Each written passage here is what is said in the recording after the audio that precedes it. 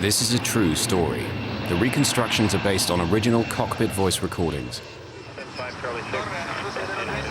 You're observing and crossing the 260 of Lima at 31 miles west. Level is 10,700. Velocity is approximately... In October 1996, a state-of-the-art passenger jet careers out of control for 30 horrific minutes, then crashes into the Pacific Ocean. I've got it! I've got it! Climb Aeroperú 603. We're gonna turn over!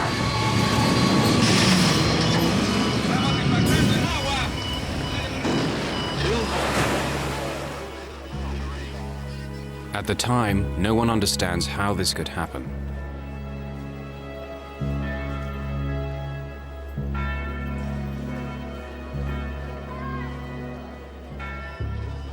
The answer to the mystery may be found in the aircraft's black box flight recorder.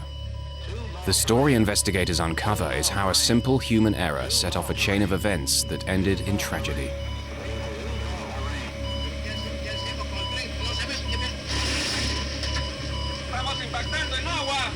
$0.02 of American money brought down a $75 million aircraft and killed 70 people. This kind of a problem that they faced that night was probably one of 10 over the last 20 or 30 years. You never lose hope immediately. You know, it takes time for you to get to that point that you will accept the fact that there's no people that got out of their life. We're gonna turn over!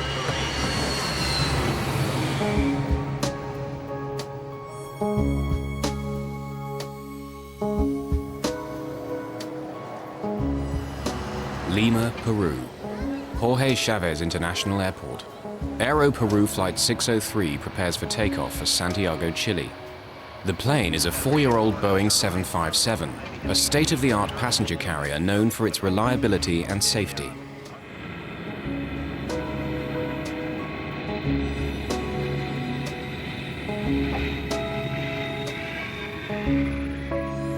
Aeroperú's Flight 603 is flown by two of the national airline's best pilots, Captain Eric Schreiber, 58,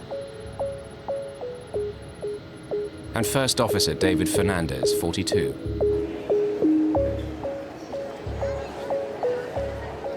"61 passengers and 9 crew members are on board. Most are Chileans on their way home.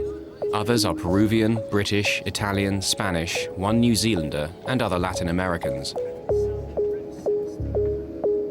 Among them are the brother-in-law and a close friend of Mexican businessman Monas Albert. Our companies do business in South America. We export, and every so often we will go to see our clients. And on this trip, Kenny and Abraham went to see some clients in Peru and in Chile.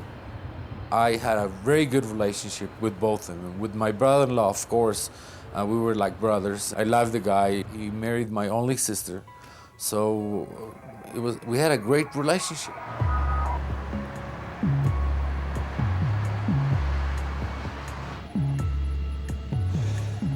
Checklists are complete. First Officer Fernandez calls the tower. Lima Tower, Aeroperú 603, runway 15, ready for takeoff. Aeroperú 603, use noise abatement. Wind calm, ready for takeoff on runway 15. 1515, transponder.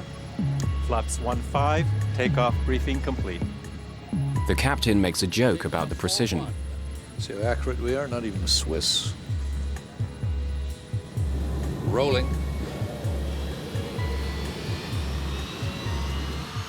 The Aeroperú 757 is among a new generation of computer-controlled aircraft in which pilots are trained to rely on a central data system that's designed to reduce errors, both mechanical and human.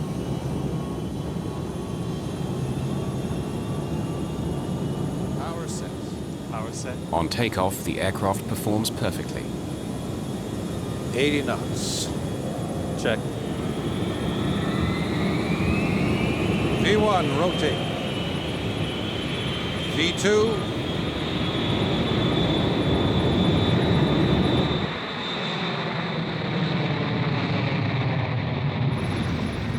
Gear up. The moment they lift off, the pilots get a very unusual reading. V2 plus 10. The altimeters are stuck.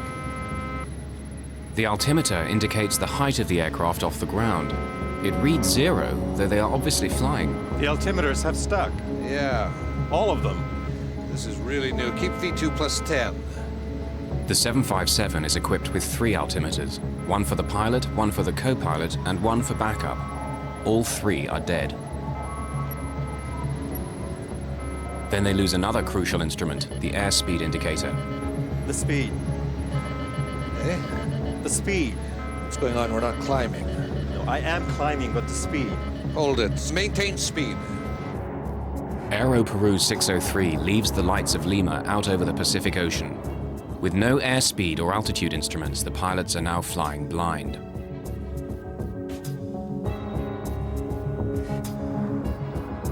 The air traffic control tower in Lima maintains contact with the aircraft, noting its altitude and course. He does not hear when the pilots get a new minor warning that they must adjust the rudder, which steers the aircraft left and right. 603. We are descending. Rudder ratio. That's strange. Turn to the right. Al McLeod is a veteran Air Canada pilot. They got a rudder ratio warning, which consists of an amber light that would come flashing on there with a little beeping horn and a message on this engine crew alerting system saying rudder ratio. That's just a system that reduces the amount of rudder the airplane has that can be used as the airplane accelerates and goes faster and faster. Because it was sensing wrong or improper information, it sensed a fault, so it gave a warning to the crew. The erratic warnings are all being generated by the plane's central computer, but the pilots cannot understand why. Then, the dead altimeters spring to life. Climb, climb, climb, climb. I am. Climb. You're going down, David. I am up, but the speed. Yeah, but it's stuck. Mach trim, rudder ratio. Climb, climb, climb, climb, climb. Set heading 100. Well, now you're... It's okay on this heading. Set the climb thrust. Center autopilot in command. Suddenly, altitude readings return to normal, but each passing moment takes them further into the dark night.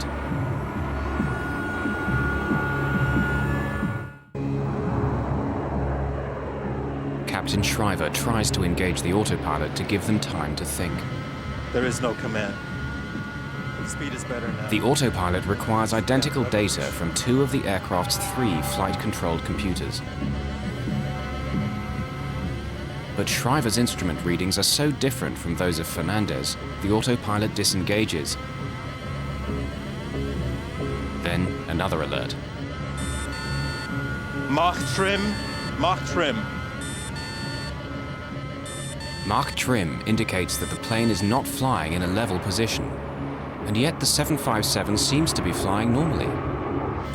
Let's go to basic instruments. Everything's going to hell. Mach speed trim is a system that trims the airplane. It changes the angle of the horizontal stabilizer in the back end of the airplane, and that has to be changed as the airplane accelerates to a higher speed. It was getting false indications, so they got a warning that they had an overspeed, which of course they didn't. That warning would consist of, again, the master caution and a master warning, which is a red light associated with an oral warning as well. Despite confusing warnings and no autopilot, the aircraft is controllable. If necessary, Shriver could keep the plane aloft for hours. He decides to land. He instructs his first officer, Fernandez, to declare an emergency. We are in an emergency. Aeroperú 603, Lima. We are declaring an emergency. We have no basic instruments, no altimeter, no airspeed indicator. Declaring emergency. Receive. Altitude? We don't have. We're up to 1,000 feet, approximately 1,700. 603. Confirm if possible if you can change your frequency to 119.7 to make sure you can receive radar instructions. Just 60 kilometers from Lima, the pilots of Aeroperú Flight 603 are flying without instruments and hoping the tower can help bring them down alive.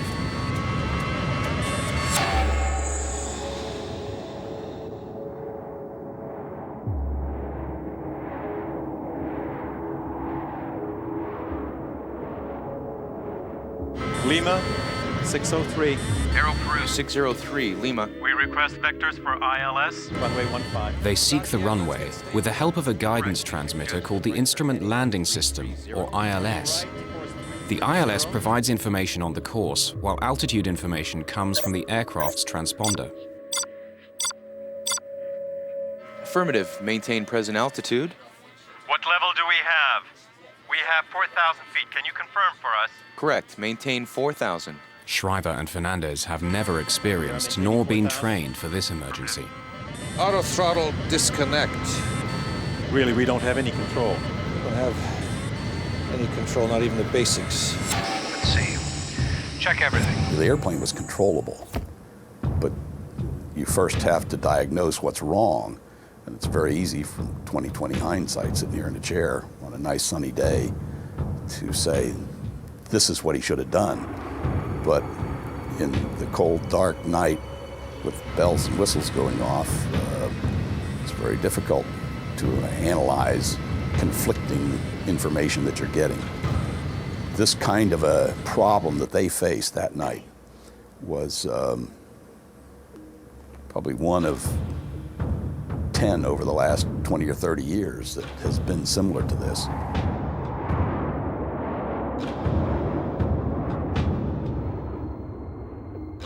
Over the dark Pacific Ocean, the pilots cannot determine altitude nor speed by sight. They request that the tower help guide them in. It's responding. Airspeed is 0. All speeds. Right. Can you give us the airspeed, please, if you have us on the radar? Yes, affirmative. As of 10 seconds, It seems that you're climbing at level 6,000 at 22 miles south on heading 195. The air traffic controller's computers calculate a correct airspeed by measuring the plane's movement over the ground. Okay, we have that. We are on heading 190, and we have 7,000 feet on the altimeter. Yes, correct. You are now reaching 7,000. But neither the pilots nor the air traffic controller know the altitude indicated on the scope is incorrect. It's coming from the airplane's erratic computer. The traffic controller would try to help the pilot, but he was receiving the wrong information on altitude. He was receiving a wrong indication from the captain's altimeter. The reason the air traffic control system was transmitting improper altitude readout information to the airplane was because the airplane's altimeter, through the air data computer, would send the indicated altitude that the airplane was experiencing down to the radar unit, and of course it was incorrect, and they would read it off their readout down in the air traffic control center and transmit it back to the pilots, and of course it was incorrect because they were getting incorrect information to begin with. Investigators will later discover that Aeroperú 603 was drifting downward, while the altimeter showed them at a near constant 10,000 feet. With incorrect altitude information being transmitted from the aircraft to the tower, they don't know that the plane is descending. Your distance is 30 miles. Do you want a heading to proceed to the localizer, correct? Correct. We're going to suggest course north 360. 360. We have problems here reading the instruments. You're going to have to help me with altitudes and airspeeds If it is possible. Okay, received. Let's go. The approach is set. The 757's computer sent critical warnings, information that the pilots are trained to obey but cannot trust. Let's try to make a descent on this heading. It's climbing. The airspeed plummets to below stall speed and then races up again. Let's go down to 10,000 feet. Why does the speed go away so fast? Could it be the real speed? That's what worries me. No, I don't think so. Can you verify our speed, please? 320 is indicated. We have 350, but The engines are on idle, but we keep accelerating and accelerating. Okay, received. The nerves are now stretched tight. Fernandez suggests they extend the speed brakes used to rapidly slow the aircraft. Extend the speed brakes. For a moment, it appears to be working. Then, another warning. All three indicators are fine on speed, Overspeed. Overspeed means the plane is flying too fast. The pilots cannot believe it, but the warning adds to their confusion. They're forced to choose, speed up or slow down. The lives of 70 people are in their hands.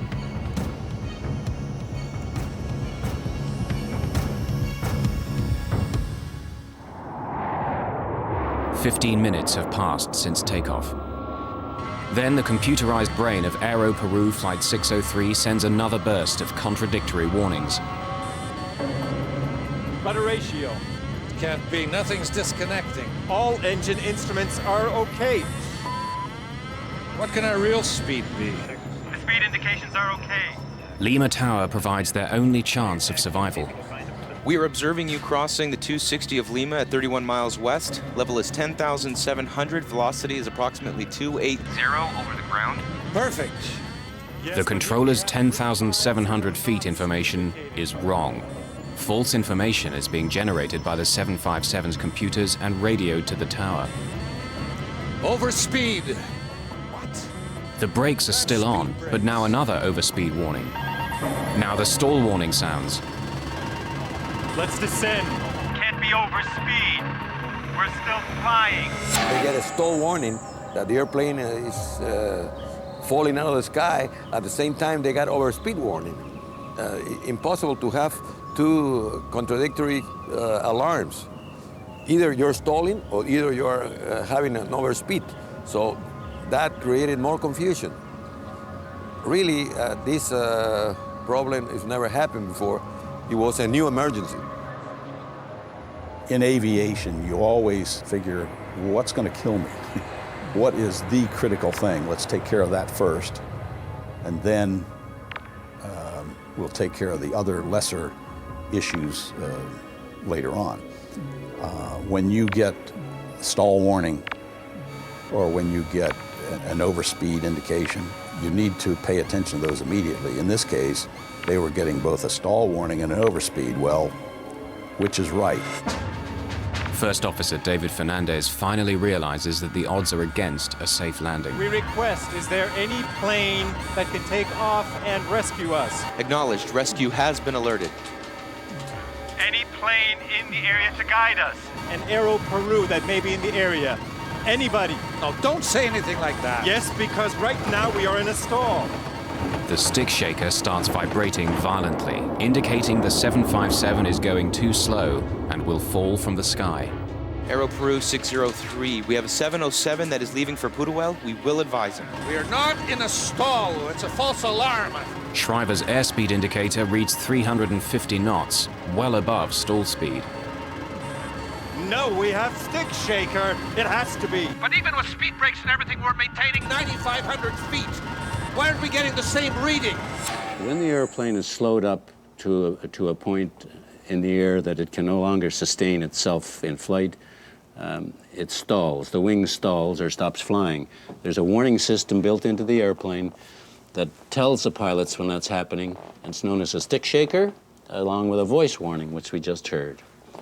When the stick shaker goes off because the airplane is slowed down too much, you get a warning like this, where the control column is shaking and vibrating, along with the voice warning saying that the airplane is stalling, and of course the pilots would go into the aircraft stall recovery procedure at that point.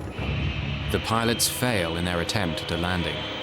The best hope now is that another aircraft can get airborne in time to guide the 757 back to the airport. To have another aircraft come alongside and formate, or you formate on it, would have been one way of recovering from this abnormal situation. However, we must remember that the flight was at night and darkness. The pilots may or may not have had any formation flying training, but that would have been one way to resolve the problem quite well, actually. Terrain. What's happening? Too low terrain. Now the pilots receive the most terrifying warning of all. It's called the ground proximity alarm, meaning a collision with the Earth is imminent. Still, the tower tells them they are at 10,000 feet. 300. We have the terrain alarm and we're supposed to be at 10,000 feet. According to the monitor, you have 105. There is no checklist for if you have these 7 or 8 warnings going off, which they did, and they couldn't shut them off. It's a very rattling experience. I could play that tape for you, and you hear those things: whoop whoop, pull up, terrain, terrain, and all of these things going off, and the stick shaker. Brrr. It's a very unnerving environment. All the computers are going crazy here. Shriver turns the airplane towards the sea, away from a possible collision with a mountain or skyscraper.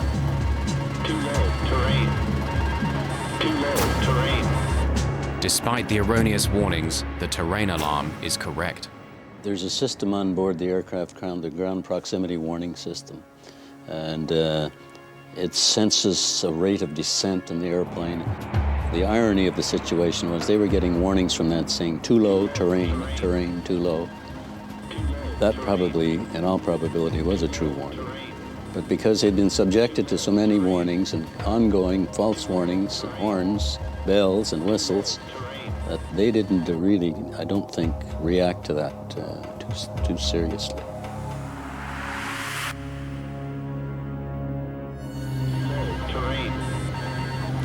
Are we going down now? We have 370 knots. Are we descending now?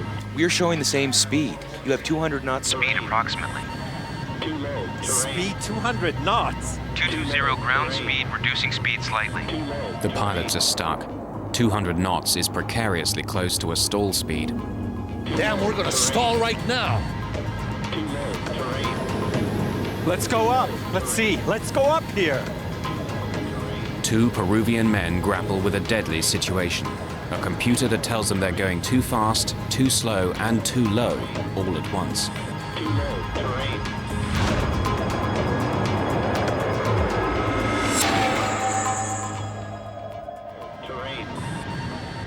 Shriver decides to risk a second attempt at landing, seeking a signal known as an ILS to guide the aircraft to the runway.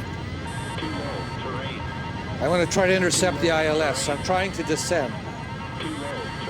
Lima, Aeroperú 603. We will try to intercept the ILS.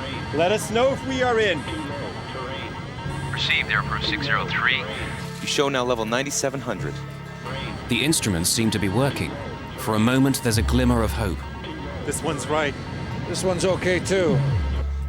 The air traffic controller aims to raise the pilot's spirits with good news. Stand by to verify speed. The 707 is about to take off. It is on taxi. Confirm our speed. It is very important we do not have any speed indications on board. How can we be flying at this speed if we're descending with engines on idle? Give me the altitude, please. Yes, you are maintaining 9,700 according to the scope, sir. 9,700? Yes, correct.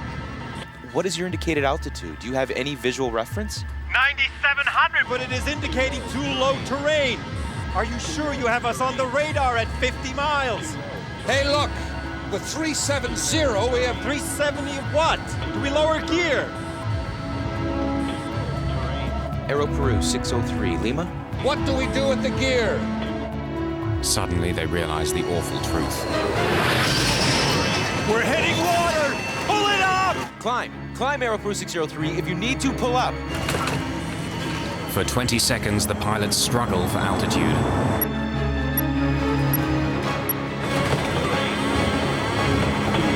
I've got it! I've got it! We're gonna turn over!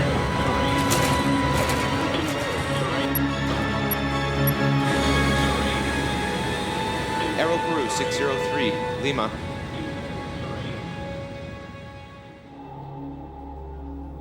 Aeroperú 603, Lima.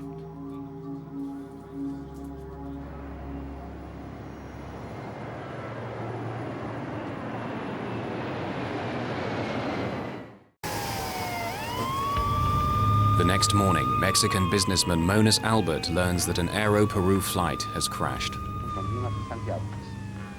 5 minutes after takeoff, the crew informed the tower that they were having an emergency and they requested clearance to return to Lima. During the process, contact with the aircraft was lost at 0110, with the latest position of the aircraft being 50 miles north of the city of Lima. About 6 o'clock in the morning, I got up and turned on the news channel, and I heard there was a crash, an airplane crash of Aeroperú, but the news mentioned New York to Lima. Rescue operations are underway by authorities. The aircraft was carrying 61 passengers and 9 crew members. His brother-in-law and his business partner were on flight Aeroperú 603. So I went to the shower and didn't pay a lot of attention. But when I came out, they corrected the news and they said from Lima to Santiago. And I knew in that plane Kenny and Abraham were flying. The news was very vague, so they mentioned there might be some survivors, and they mentioned that the plane crashed on the Pacific Ocean, and they didn't have a lot of news, and the crash was at night. So in my mind, I thought that the plane sort of landed on water and most people got out. Guido Fernandez has just been appointed Peru's accident investigator. Aeroperú is his first case. The co-pilot David Fernandez is his nephew. I was in bed. It was about 4:30 in the morning, and they called me. Your nephew is lost in an airplane. They asked me, how do you feel that your nephew was a co-pilot? My gosh, I feel very bad. But I'm a professional. I have to do a job. I have to comply and complete my duty. So that's what I did. Fernandez rushes to the crash site in a Navy helicopter. It's clear that there are no survivors. 9 bodies are floating in the debris, and the rest sank with the 757.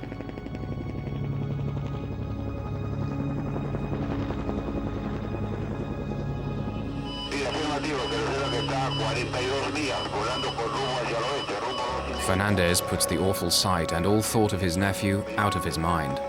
His job is to retrieve the aircraft's flight data and voice recorders to determine what happened. But he needs help.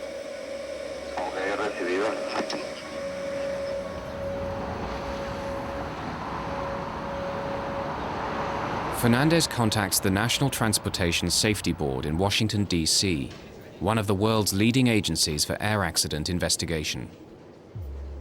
They had found the aircraft. It was pretty well documented by radar. The Navy, the Peruvian Navy, had gotten a fix on the flotsam and the wreckage in the ocean. And the only thing left to do was find it on the bottom of the ocean, which they did not have the facilities for. Rodriguez flies to Lima and joins Guido Fernandez in his effort to find answers. I found out that his nephew was the first officer. I suggested that perhaps they should consider removing Captain Fernandez from the investigation because of emotional involvement and what have you. The American investigator's concerns soon vanish. He was very objective, I would say an excellent investigator, considering that it was, and not a distant nephew, it was his very close relative. He did an outstanding job. The black box in the Boeing 757 can emit a locator beacon for 30 days.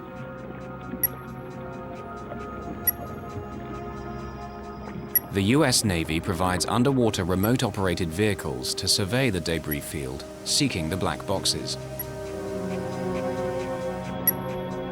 It's clear to veteran investigator Rodriguez that the plane went down in one piece. I've done in-flight breakups that were spread over 15, 16 miles and maybe a mile and a half wide, which tells you instantly that just what you know of looking at the wreckage, that this thing didn't hit in one piece. It clearly was disintegrating as it was crashing. But in this case, it was a fairly tight debris field, and so obviously it hit at high speed and was fairly closely knit wreckage pattern. The data recorders are retrieved from the 757. Brought to the surface, the boxes are placed in coolers full of fresh water to keep them from oxidizing. They're swept back to Washington for analysis at the NTSB.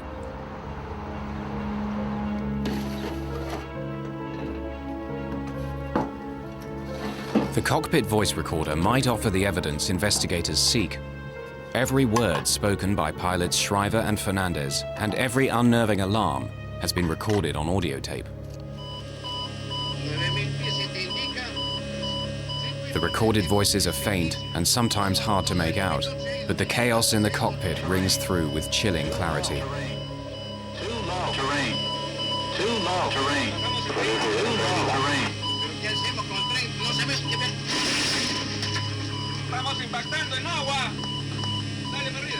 The tape is digitized into a computer and enhanced.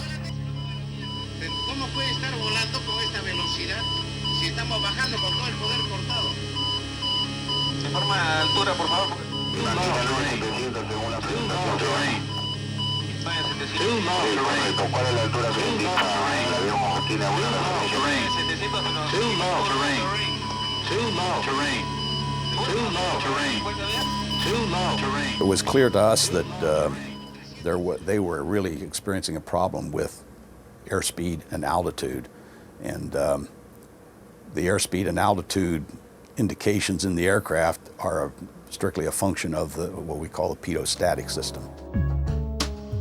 The pitot-static system is found on all aircraft, large or small. External ports measure outside air pressure to provide data on altitude and speed.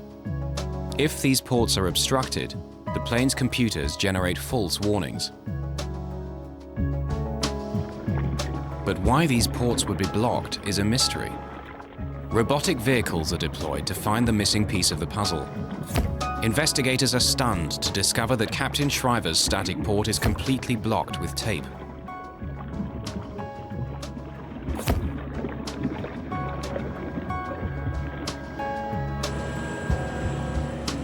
Just before Aeroperú 603 lifted off from Lima, maintenance workers cleaned the aircraft. A worker covered the static ports with tape to protect them. This is standard procedure, but he forgot to remove the tape. It was a small oversight with catastrophic results. The taping was never removed, and when the airplane departed and started to fly, nothing but trapped static sea level air pressure was sensed by those instruments. And in matter of fact, the airplane was climbing up in thinner air, and the information presented on the instruments and to the air data computer was false, which generated just totally non-normal readings. The inspector who was supposed to quality check his work did not do it. And the supervisor out on the line that night was not there, he was sick, and there was a regular mechanic who was filling that role. He did not see it. And the captain or the pilot, in this case the captain did the pre-flight. They do a walk around looking for just that kind of thing. The captain did the pre-flight that night and he did not detect it either. A little piece of paper with glue caused an accident. But the paper and the glue are not to blame. Humans are to blame, because humans use that tape in the wrong place for the wrong purpose. An accident shockingly similar to Aeroperú Flight 603 happened with another 757 just 8 months earlier. In February 1996, 189 people die when a German charter called Bergen Air crashes after takeoff near Puerto Plata in the Dominican Republic.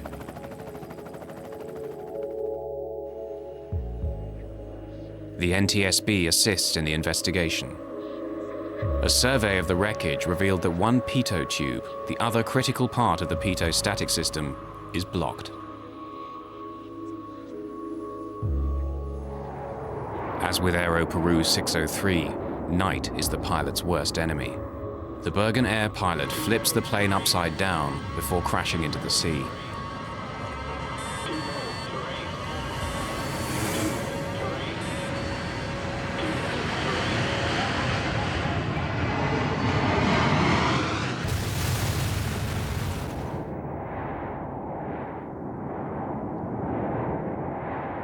Bulletins are immediately issued to all airline carriers about pitot static problems, but Aeroperú had not yet implemented the changes. The bulletins and the, let's call it the fruits of the Dominican Republic investigation of Bergen Air had not yet reached Aeroperú at the time this accident occurred. The Peruvian government very correctly made a point of that in their report on the accident, saying that they should have given more impetus to those recommendations to get them out to the industry quicker. 9,700, but it is indicating too low terrain. Even if Shriver and Fernandez had known about Bergen Air, it may not have helped them survive, given the high pressure of their situation. What? Can we lower gear? It's easy to sit here in the 757 cockpit and play the Monday morning quarterback, having heard the bells and the overspeed warnings, the ground proximity warning, the stall warning. It's very easy to do that and sit here and say what I would have done being an experienced pilot. But to put yourself into the position of those two pilots that night, they were in an extremely difficult situation to fly that airplane and recover from that experience. 2 weeks after the crash, Monas Albert joins dozens of grieving families seeking the remains of his brother-in-law and his friend. He finally identifies them in a Lima morgue. I wanted to find them. I really wanted to find them. And one part of me didn't want to find them because there was this fantasy that if I don't find them, maybe they're in an island with a drink and looking at some girls dancing. I can close the chapter. I can go and take them and have them buried, and there'll be a place for the family to go and put some flowers once in a while and say, okay, my brother-in-law's here, or my dad is here, or my husband is here. Now that investigators have their answer to the mysterious loss of Aeroperú 603, the lawsuits begin.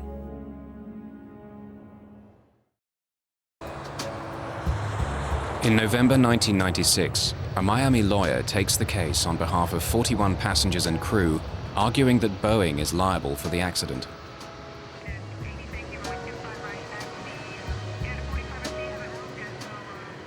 Boeing has to foresee the misuse of their product. In other words, a manufacturer of a product is legally liable for the foreseeable misuse of their product if it can be corrected. In other words, Boeing builds the airplane with a potential hazard in it. That hazard is that in order to clean the airplane, you have to cover the static port. And if you don't take it off, the airplane can crash. I wanted them back. And since I couldn't get them back, at least I wanted the wives of the victims to get compensated. How much is that worth? I don't know. I didn't know. Abraham had 3 daughters, and now they don't have a father. So what is the compensation? The best compensation, if can be done, is get them back. Give them life back again. But because that is not possible, then the other possibility is to get a monetary compensation. And then you fight for the best compensation you can get. Boeing argues that Aeroperú is at fault, not its 757. An Aeroperú worker taped the static port, which is marked with clear warnings. Boeing also blames Captain Eric Shriver. It was his job to visually inspect the aircraft before taking off. But investigator Richard Rodriguez can understand how Shriver overlooked the tape on the static port. One of the reasons is it's very high. It's about maybe 15, 17 feet up in the air. And at night with a flashlight, and this happened to be duct tape, which you're not supposed to use. They specify the tape, and it was duct tape, which is silver, so it would not distinguish itself against the background of the fuselage of the aircraft. So basically 3 or 4 people failed to detect the tape on the aircraft prior to departure. As the search for blame continues, the worker who taped the ports is jailed for negligent homicide. Lawyers, you know, sometimes they confuse matters, and they send the guy and ask people questions and ask questions, and the one that stuck the tape was the painter, was the lowest cultured and the one that knew less about what could happen. And the judge resolved that he was the one responsible, and he was in jail. Shriver and Fernandez were also scrutinized. Veteran pilot Alan McLeod believes that in their situation, he would not have attempted to land. He would have continued to fly for as long as he could with the plane angled upwards slightly and the speed set just above cruise. Experience has shown that if you don't fly the airplane when you're experiencing an abnormal situation, and they certainly were, you must fly the airplane. Just concentrate on flying the airplane and get the airplane under control, first and foremost. Are we going down now? We have 370 knots. If you don't do that, the airplane's going to bite you, and you're going to end up in more serious situations. So I would fly the airplane, make sure I was able to fly it safely, if only by using the attitude direction indicator and normal power settings that I was familiar with, and then eventually work my way back and get it on the ground.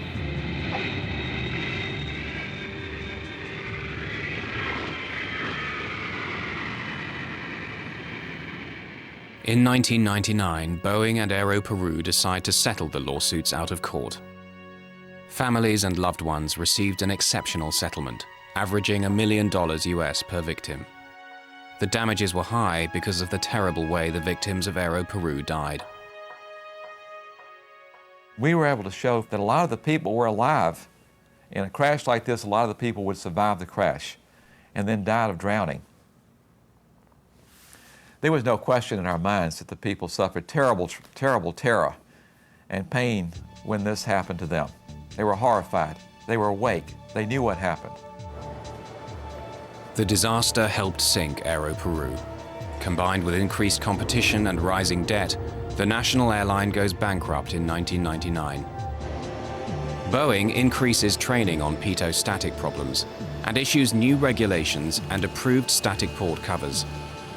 Since 1996, there has not been another pitot-static failure like the one on Aeroperú 603.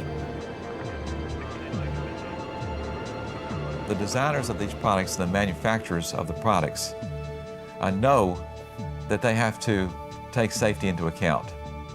They have to, of course, they do that because they know it's the right thing to do. But they also know that if they don't do it, there's going to be somebody watching them that's going to investigate it, that's going to find out why it happened, and that they're going to be accountable for what they do wrong. And that if they don't take into consideration safety, they're going to have to pay for it. The case is settled, and the airline industry moves on. Such is the world of commercial aviation. But it's little consolation for those whose lives were scarred forever by an insignificant piece of tape. It's suddenly, you say that guy doesn't exist anymore. It's very hard to swallow that. It's very hard to understand. And it took me a long time to accept it. So the memory is still there, and it will be there for a long time. I'm not gonna let go. I don't wanna let go.